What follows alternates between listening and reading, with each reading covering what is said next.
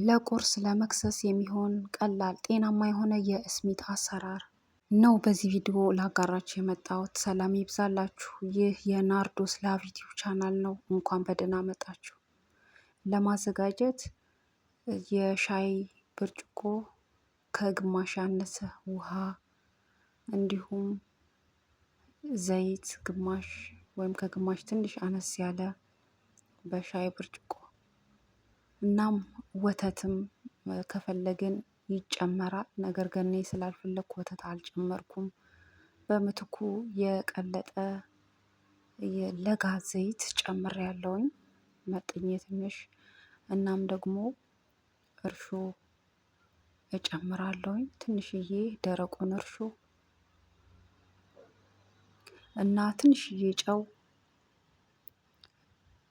በመቀጠልም ደግሞ ስኳሩን አንድ ማንኪያ የሚሆን ወይ ከማንኪያ ትንሽ አነስ ያለ ነው። በመቀጠልም እንቁላል። እነዚህን ሁሉ ካካተትኩ በኋላ አንድ ላይ እቀላቅላለሁኝ። እንግዲህ እንቁላል አይጨመርም ብዙውን ጊዜ እስሚት ሲሰራ፣ ነገር ግን እኔ ስለፈለግኩ ነው ያካተትኩት። አለመጨመርም ይቻላል፣ ነገር ግን በምትኩ ወተት ብናደርግ አሪፍ ነው። ለስለስ ያለ ይሆናል። እንቁላሉ ሲገባ ያደርቃል፣ እስሚቱ ደረቅ ያለ እንዲሆን ያደርጋል። እኔ ግን እንደዛ እንዲሆን ስለፈለግኩ ነው። ያን እንደዛ ከቀላቀልን በኋላ ከተዋሃደ በኋላ ከዛም ዱቄቱን መጠነን እየጨመርን እናቦካለን። እንግዲህ ይህ በዚህ በቱርክ ሀገር እስሚት ይሉታል ስሙን። በዚህ የታወቁ ናቸው በብዛት በዚህ በእስሚት አሰራር እና በሻይ የሀገር የታወቀ ነው እና በጣም ጣፋጭ የሆነ ቆንጆ ተወዳጅ ለመክሰስም የተለያየ ጊዜ ለመመገብ የሚሆን ነው። እንግዲህ እዚህ ጋር ሳቦካ ያለው ፓርት እንዴት እንዳልገባ አላወቅኩም። ተቆርጧል። ጥቁር አዝሙድ ጨምሬ አብኩቼ ከዛ በኋላ ቀርጫለሁ። ግን እዚህ ጋር እንዴት እንዳላስገባሁት ከግማሽ ሰዓት በኋላ ነው ይህ ቦክቶ ያለው ሂደት። ከዛም የእርሾውን አየሩን ከውስጡ አወጣና የተወሰነ በዚህ መልኩ አሽቼ ከዛ ቆራርጬ የተወሰነ ፓርት ማለት ነው ሊጡን ቆራርጬ ከዛ ለማዘጋጀት እለያለሁ ማለት ነው። እንግዲህ እንዳያችሁት ትንሽ ነው ያዘጋጀሁት እኔ ለአንዴ የሚሆን ብቻ ነው። ምክንያቱም እንቁላል ስላደረኩኝ አሁን በዚህ ሂደት ተዘጋጅቶ በተለይ ሲያድር ድርቅ ይላል። ነገር ግን እንቁላሉ ባይገባ በወተት እና ዘይት ቅቤም እንዲሁ ለጋ ቅቤ ተጨምሮ በዛ ሂደት የተቦካ ሲሆን አይደርቅም። ቢያድር እንኳን አይደርቅም እና እንቁላል ሲገባ ግን ፍርፍር ብሎ ድርቅ የማለት ነገር አለ። እንዳልኳችሁ እኔ ስለፈለግኩ ነው ያካተትኩት። እዛ በዚህ ሂደት ቆራርጫለሁ። ትንሽ ነው መጥኜ ያዘጋጀሁት፣ እንዳልኳችሁ ለአንድ የሚሆን ነው። በዚህ መልኩ አድቦለቡላለሁ። እናም በእጃችን ልክ እንደ ዳቦ ቆሎ ብናደርገው አይሆንም፣ ጥስጥስ ይላል ሊጡ። ልክ በዚህ ሂደት ስናደርገው ግን እስከፈለግነው ይለጠጣል እና በተለይ አቦካካችንም ወሳኝ ነው ማለት ነው ለዛ። እና እህሉም የቆራረጥነው ሳይዙ ተለቅ ያለ ከሆነ እስከፈለግነው ሳይዝ ለጥጠን ማድቦልቦል ይቻላል እላችኋለሁ። እናም ትወዱታላችሁ። በዚህ መልኩ ቀለል ያለ ነው ለማዘጋጀት፣ ስትመገቡት ደግሞ ትወዱታላችሁ። የምናካትተው ግብአቶች ጤናማ የሆኑ ስለሆኑ በቤት ውስጥ እንዲያዘጋጅተን መጠቀሙ በጣም ቆንጆ ነው። በብዛት ውጭ ላይ የሚዘጋጁት በጣም ልዩ ናቸው፣ ጣፋጭ ናቸው። ግን ምንድን ነው የሚያካትቱት ብዬ ስደርስበት እኔ የተረዳሁት በዘይቱ ወይ በቅቤው ፋንታ የስጋ ስብ አለ አይደለ? እሱን አቅልጠው እንደሚጨምሩ ተረዳውና ከዛ ወዲህ ህርም ነው ያልኩትና እንደዛ አይነት ነው እንግዲህ በውጭ ሲዘጋጅ ጤናማ ያልሆነን እና በቤት ውስጥ ጤናማ የሆኑ ግብአቶችን አዘጋጅቶ መጠቀም በጣም ጠቃሚ ነው።